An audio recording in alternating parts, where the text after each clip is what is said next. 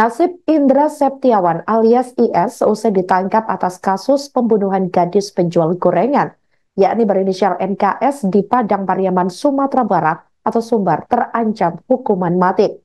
Kapolda Sumbar Irjen Polisi Suharyono mengatakan, tersangka sudah terkonfirmasi bahwa melakukan ruda paksa dan pembunuhan terhadap NKS gadis berusia 18 tahun.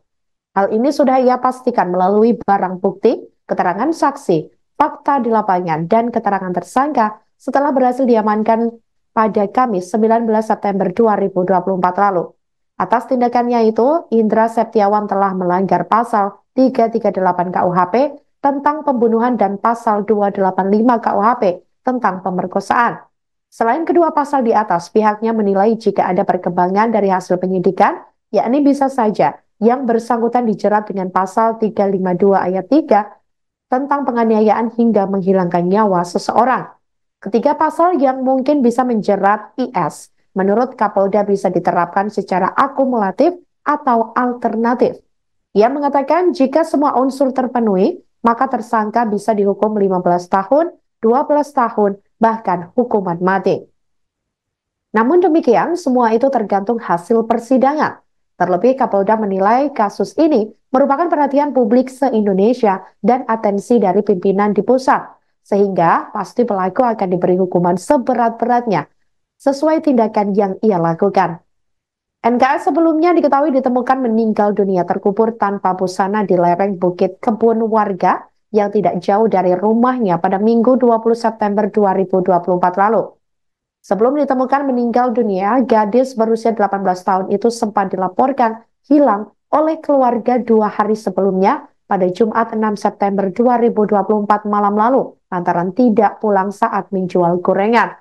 Sepekan setelah penemuan jenazah korban, polisi menetapkan Indra Septiawan alias IS sebagai tersangka. Hal itu karena diduga kuat sebagai pelaku yang menghilangkan nyawa korban. Tersangka yang sempat kabur ke dalam hutan akhirnya ditangkap polisi di sebuah rumah kosong yang masih dalam satu kecamatan dengan tempat tinggal korban, yakni NKS. Ada juga cerita khusus realis, ada menurut yang lain-lain.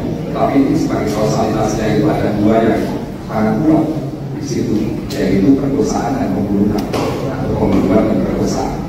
Dan tadi perkosaan apa dia hukuman berat, pembunuhannya juga hukuman berat. Karena itu terpisah.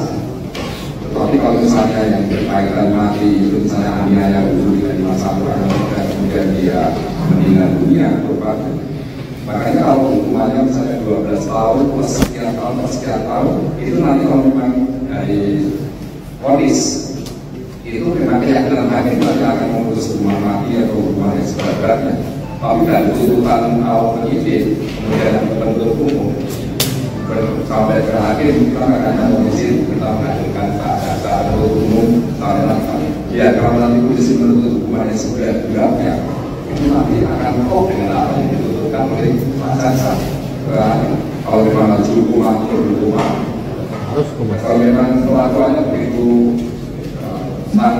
kalau kita melihat karena kita sebagai keluarga korban, kalau korban sudah meninggal juga, tapi keluarga korban apalagi menjadi atensi publik secara nasional dan juga menjadi atensi dari semua pihak, dan pastinya atensi dari undang-undang itu sendiri.